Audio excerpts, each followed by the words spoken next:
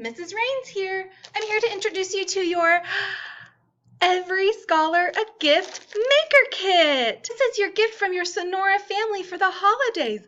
Let's look inside the bag. Ooh, boop. All right, boys and girls. Now that I have opened up my bag, I see I have a copy of the book, A Perfect Square by Michael Hall. You're going to read this book with your family. Then I have instructions. These tell you what to do with your supplies in the kit. This says, just like Michael Hall in A Perfect Square, you will use paper and shapes to create pictures called collages. Then I can flip it over.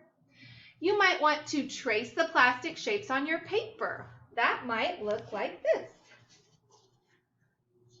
I might take some paper and a shape, and I might trace. Then I might use some scissors to cut out the shape. Or I can rip the paper to make shapes. Then I can use my paper and my shapes to make pictures. Use your imagination.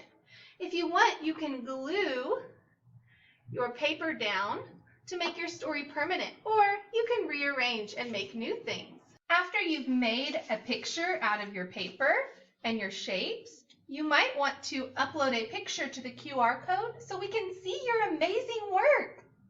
Happy holidays from your Sonora family. Bye-bye.